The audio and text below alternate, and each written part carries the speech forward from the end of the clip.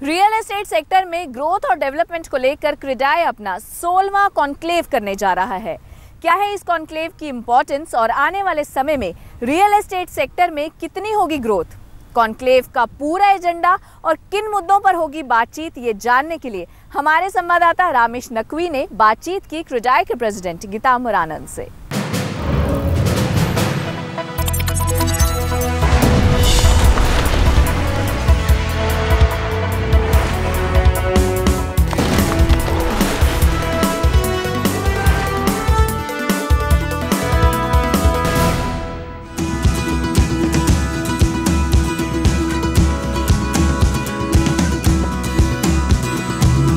Real estate sector को मजबूत करने और आने वाले वक्त में पारदर्शिता लाने के लिए डेवलपर्स बॉडी क्रेडाई अपना 16वां एनुअल कॉन्क्लेव दिल्ली में 6 और 7 मार्च को करने जा रही है। रियल एस्टेट में आ रही परेशानियों और उनसे कैसे निपटा जाए, इस सारे विषयों पर इस कॉन्क्लेव में चर्चा की जाएगी। इन्हीं सब चीजों को मद्देनजर रखते हुए इस कॉन्क्लेव का थीम चेंज, अपॉर्चुनिटी और ग्रोथ रखा गया है।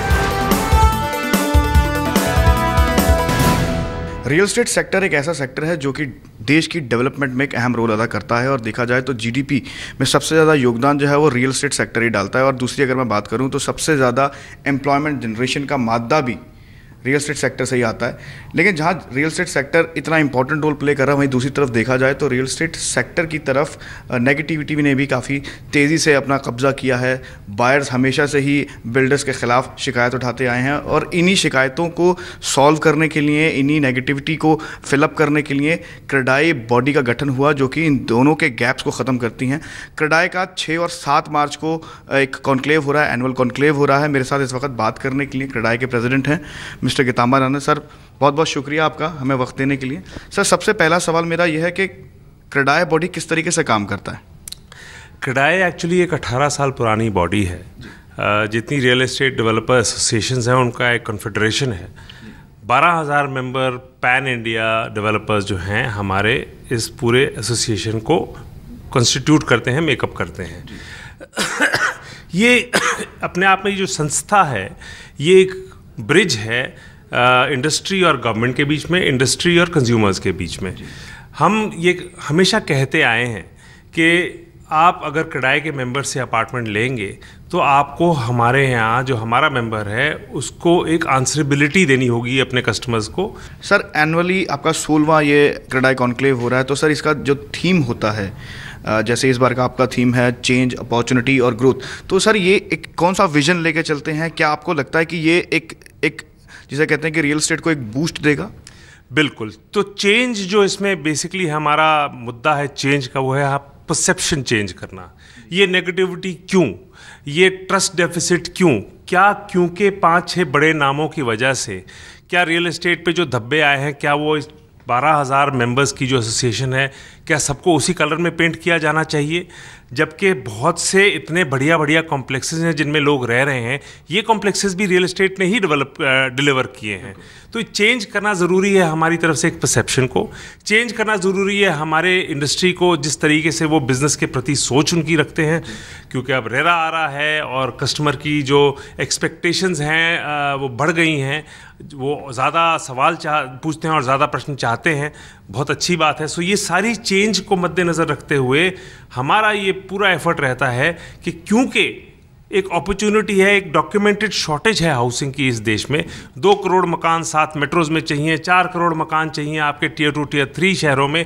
तो एक बहुत बड़ा, अपने आप में एक बहुत बड़ा मौका है बिजनेस का ये। तो इसलिए ये ग्रोथ है, ये अपॉर्चुनिटी है। और चेंज के साथ साथ अगर पॉजिटिविटी हम ले आते हैं परसेप्शन में, क्योंकि ये ऑलरेडी डिमांड एग्जिस्ट करती है, एक शॉर्टेज एग्जिस्ट करती है, तो ये एक बहुत बड़ा रनअप हो सकता है पूरे देश के लिए। जैसे आपने बहुत ठीक कहा, जीडीपी की ग्रोथ के लिए डबल डिजिट हो सकता है। अभी तो हम 6% कंट्रीब्यूट करते हैं, हम चाहते हैं कि हम 20% कंट्रीब्यूट करें। एम्प्लॉयमेंट सिंगल लार्जेस्ट आफ्टर का एग्रीकल्चर, सच है ये। और हम एजुकेटेड इंडियन को नौकरी देते हैं जिनको अपना नाम तक साइन करना नहीं आता। सो ये अगर हम लोग अच्छा करेंगे काम, अगर हमारे बारे में परसेप्शन चेंज होगी और हमारी ग्रोथ होगी because of this opportunity of shortage of housing, then country को भी बहुत बेनिफिट होगा, एम्प्लॉयमेंट जनरेट होगी, कंट्रीमैन को बहुत बेनिफिट होगा। तो ये मुद्दा है, पूरा इसका ऑब्जेक्टिव है इस 16वें हमारे कॉन्क्लेव का। क्रेडाई जो काम कर रही है, क्रेडाई बॉडी ने जो काम किए हैं, सर कितने केसेस अभी तक सॉल्व हो चुके हैं और एक इंपॉर्टेंट सवाल उसके बीच में मेरे दिमाग में और आया, सर जो डिफ़ॉल्टर बिल्डर्स आ जाते हैं, क्या उनकी लिस्ट क्रेडाई की वेबसाइट पर अपलोड होती है? तो आप ये मानिए जो हमारा CGRF है, हमारा देखिए, मैंने पहली बात ये की थी कि हम एक जुडिशली बॉडी नहीं है, हमारे पास कोई ऐसे पावर नहीं है कि हम उन पे लीगल केस करें डिफ़ॉल्टर पे। हमारा मेंबर अगर कोई गलत काम करता है कस्टमर से, तो CGRF में वो कस्टमर कंप्लेंट करेगा। CGRF में बैठते हैं एक हाई कोर्ट के रिटायर्ड जज और 2 डेवलपर्स जो उस एरिया से रिलेटेड नहीं हो, वो कस्टमर की भी सुनते हैं कंप्लेंट और डेवलपर का जो सफाई है वो भी सुनते हैं। बहुत बार ऐसा हुआ है कि उस CGRF के पैनल ने डेवलपर के अगेंस्ट अपना फैसला सुनाया है, और अगर वो फैसला डेवलपर अमल ना करे तो हमारी जो संस्था है उस डेवलपर को ज़्यादा से ज़्यादा क्या कर सकती है कि उसकी मेंबरशिप टर्मिनेट कर सकती है। ये चीज़ हम अपनी वेबसाइट पे अपलोड कर देते हैं।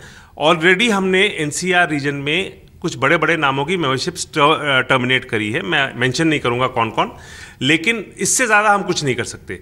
नॉर्मली हमने देखा है जैसे 2100 कंप्लेंट्स अगर सॉर्ट आउट हुई हैं, नॉर्मली इनमें क्या था, कम्युनिकेशन का गैप था। डेवलपर से कस्टमर ने कुछ सवाल पूछा, मुझे मेरा मकान कब मिलेगा, वो सवाल का जवाब नहीं आया, या उसने पूछा मुझे पेनल्टी मेरी डिले की इतनी सी क्यों दी जा रही है, वो हमने बैठ के सल्टाया, डेवलपर को बोला भाई अगर तुम इतनी ले रहे हो पेनल्टी तो इतनी दो भी। बहुत सारे हमारे मेंबर्स ने उस फैसले पे अमल किया, तो ये इसीलिए 2100 कंप्लेंट सॉर्ट आउट हुई हैं। थैंक यू सर, आपने बहुत डिटेल में बताया। तो ये थे हमारे साथ क्रेडाई के प्रेसिडेंट मिस्टर गीतांबर आनंद, जो कि बता रहे थे कि क्रेडाई बॉडी किस तरीके से काम करती है और जो ये कॉन्क्लेव होने वाला है 6 और 7 मार्च को, इसका मेन विजन और मोटिव क्या रहेगा रियल एस्टेट इंडस्ट्री में। कैमरामैन सूरज के साथ रामेश नकवी, जी मीडिया, नोएडा। प्रॉपर्टी प्लस के इस एपिसोड में फिलहाल इतना ही। आपको ये शो कैसा लगा हमें ज़रूर बताइएगा। आप चाहें तो हमें SMS कर सकते हैं। इसके लिए अपने मैसेज बॉक्स में जाकर टाइप कीजिए प्रॉपर्टी स्पेस अपना नाम, सवाल या फिर सुझाव और भेज दीजिए इसे 57575 पर। आप चाहें तो हमें ईमेल भी कर सकते हैं। हमारा ईमेल ID है property@zmedia.slgroup.com पर। फेसबुक पर हमें ज्वाइन करने के लिए जी बिजनेस प्रॉपर्टी प्लस के पेज पर जाइए और ट्विटर पर हमें फॉलो करना चाहते हैं तो जी बिजनेस के हैंडल पर जाइए। फिलहाल के लिए बस इतना ही। मिलेंगे आपसे अगले हफ्ते प्रॉपर्टी मार्केट से जुड़ी कुछ और अपडेट के साथ। तब तक आप देखते रहिए जी बिजनेस।